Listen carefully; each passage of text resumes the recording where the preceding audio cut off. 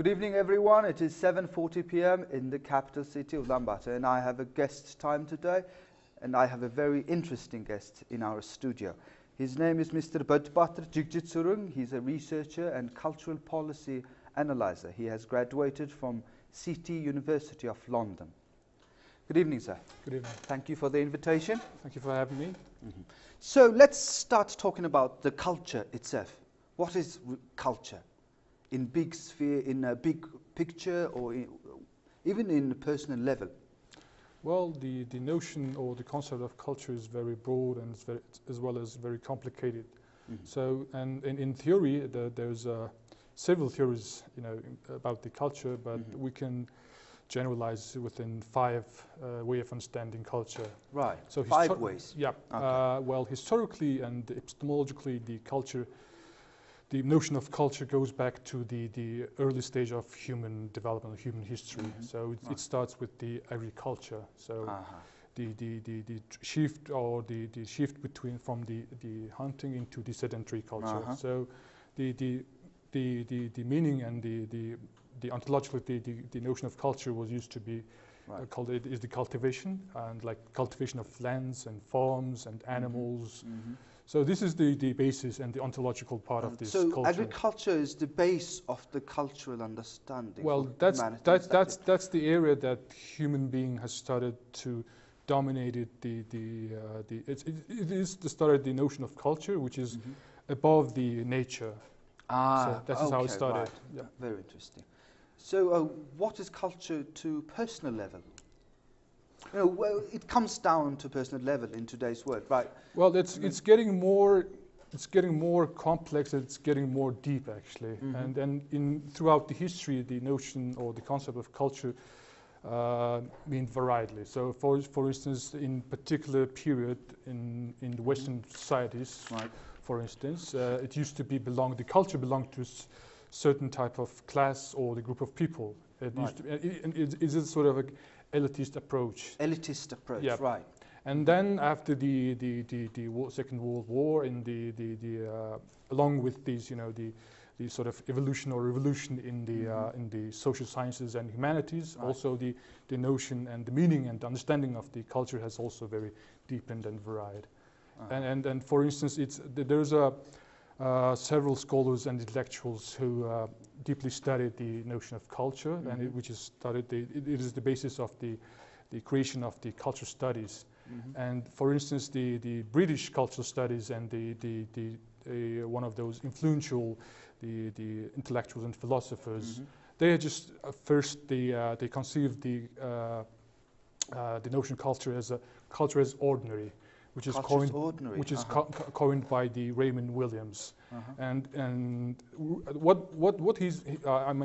what the Raymond Williams mean by that is that the culture is not belong to the certain the certain group of people or the classes. It's not elitist. So basically, it's what we do and what we see. Everything is culture, actually. So it's not a culture. Is not a type of elitist. It's not a thing to belongs to a certain kind of aristocratic or bourgeois, class. It belongs to everyone, and there's no kind of the dualist kind of understanding of this culture. Right. So the cultural shift, the understanding of culture shifted after World War II. Yep. It become kind of general and broadened. Well, basically the 20th century was very kind of it was the century of the different rapidly changing and constantly changing ideas. So the culture was also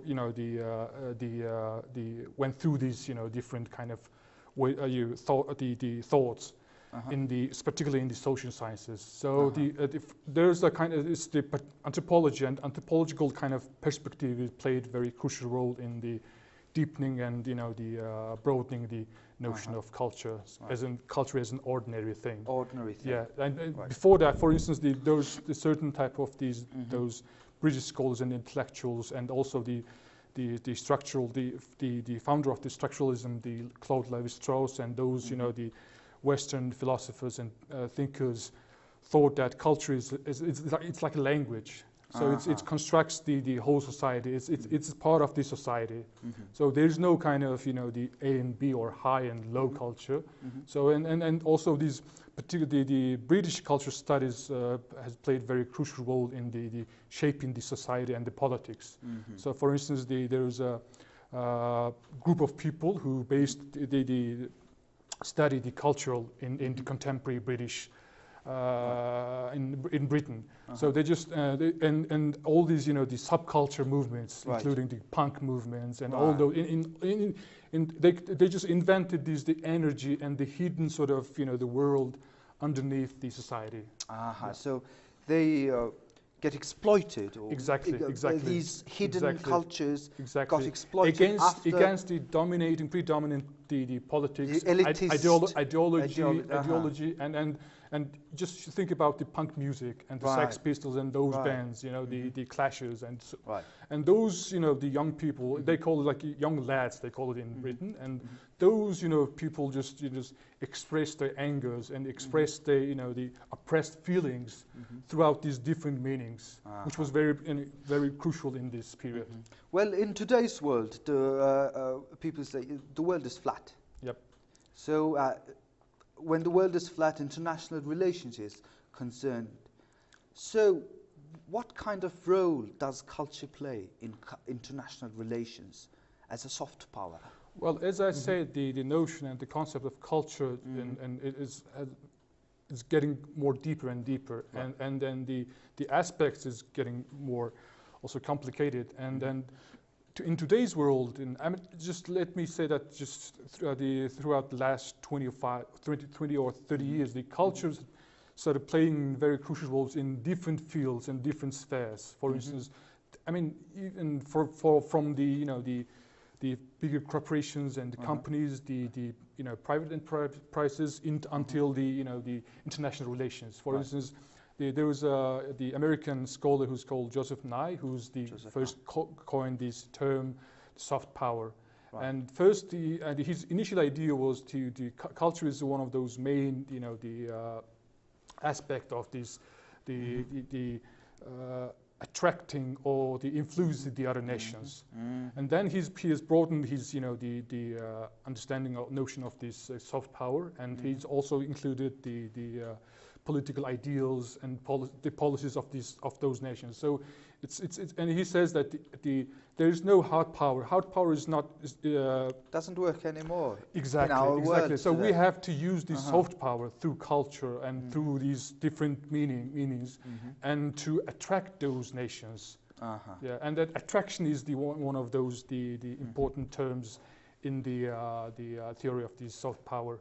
So, but there's a very thin and very tricky thing between these, like attraction and influence, or is it attraction or manipulation? Yeah, manipulation. Or that's is it right, soft power, or is it propaganda? So propaganda. this is also very the topic which is really debated topic, broadly discussed and disputed, and still it's in discussion. Discussion is yeah. But when it comes to that, there's no really a definite answer, is there? Well, there's no, in terms of culture, there's no, the one size fits all sort of, the formula or that sort of agenda. So, and every country and every culture actually, they're just implementing or experiencing or experimenting their policies and their discussions and their thoughts, and as well as their traditions. So I would like to ask about the academics.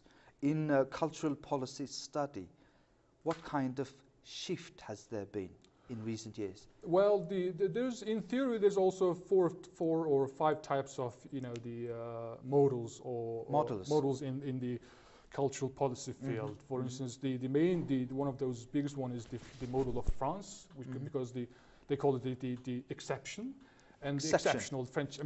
Because still in France they consider themselves as one of those beaters of these civilizations and the Western civilization and cultures. So that's why they pay really attention to the notion of culture. So that's why they first initiated the Ministry of Culture, and they had this they promoted the notion of culture. So France was the first country that has put cultural ministry. Yes, one of those, and I mean, but I mean the way they see it, the culture, and the way they conceive it. I mean, the model of France is like they see culture as an architect. So they just, I mean, most of those spendings and fundings from the subsidized from the state and through these the Ministry of Culture and different state bodies, and then also there's another model of the UK.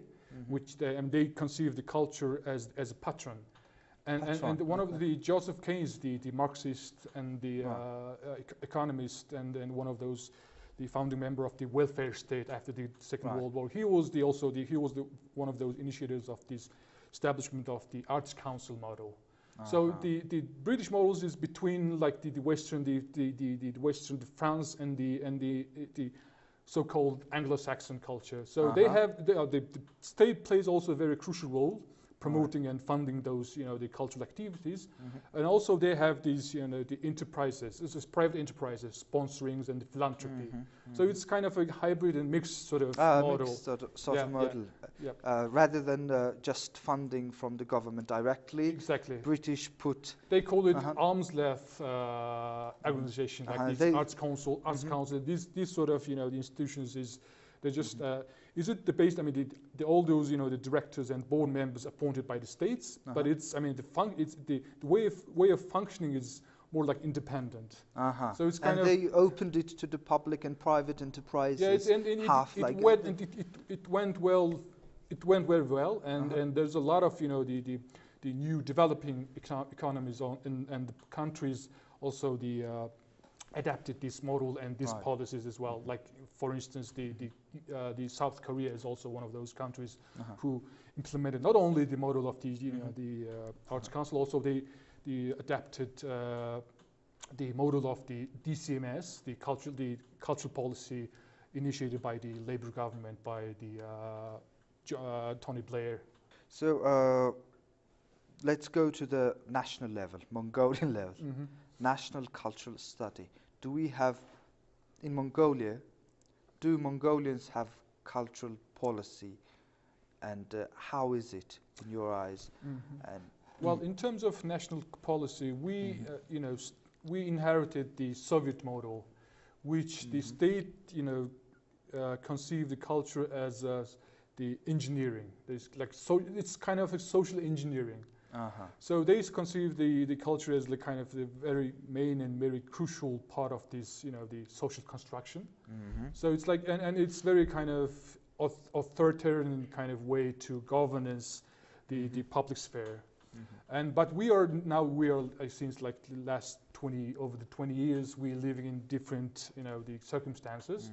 So but our current national policy still has these those it hasn't reformed yet actually. So and we still have this legacy from those so-called old-fashioned those Soviet models. So it's time to reform, and it's time to redefine, rethink, and rediscuss the what do we mean that the national cultural policy, and there must be some discussions on this particular topic. And can you tell us about this national brand identity? Because we know Mongolia has just established Mongolian National Brand Council under the Prime Minister, and it seems like the council is deeply connected with cultural policy. So can you tell us about that, and is there any example?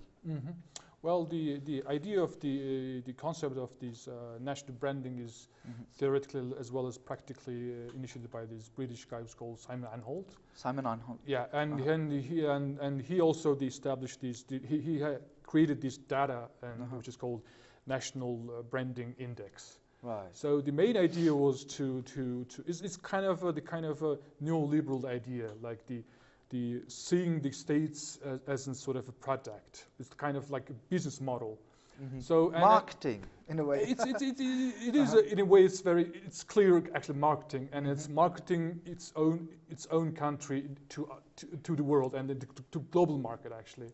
So and this idea was very trendy in maybe in 5 or 6 years ago, and there's and the South Korean government is one of those first state which is adapted these and as well as implemented this idea and trends, and they've under the president they established the National Council on the National Council on National Branding. Right. So the initial idea was to rebrand its country and its product, its image, and its content. So it went quite well, actually. Isn't it a reform that you just mentioned? Exactly. Yeah. Can it be the reform that we talk about? Until that time, the products and the image of Korea in abroad was not so well enough.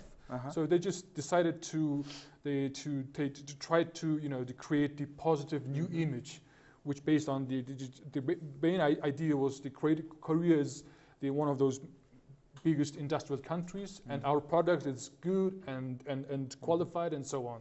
So that was the main idea of this rebranding of its country. Yep. Right. So we just talked about that we need cultural policy reform. Do we really have to have cultural ministry?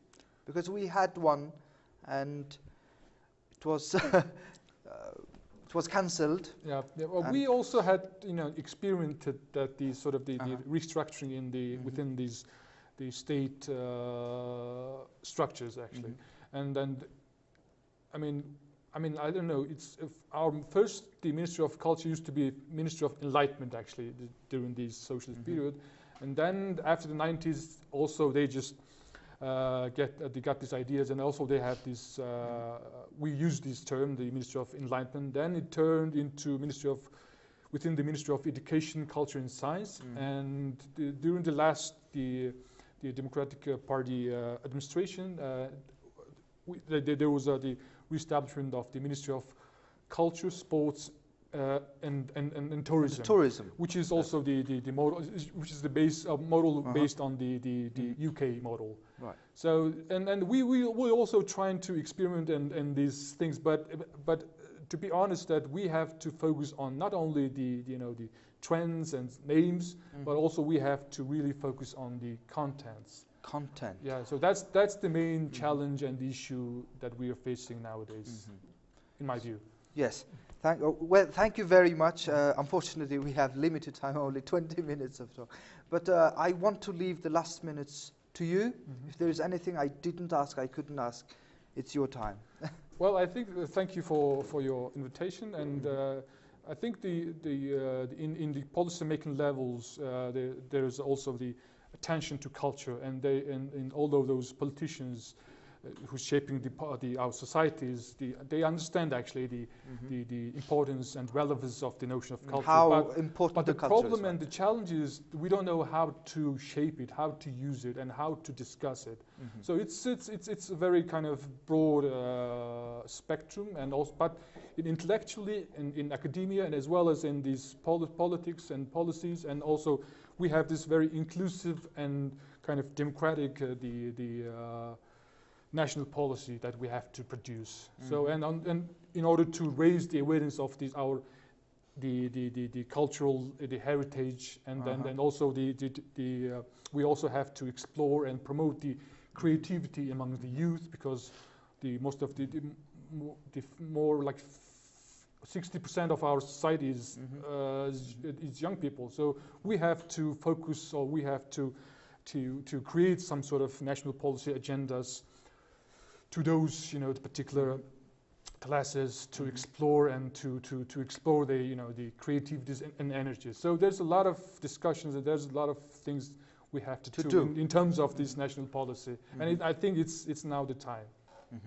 Well, thank you very much again, and I wish you good luck and health to your future agendas, future work. Thank you for having me.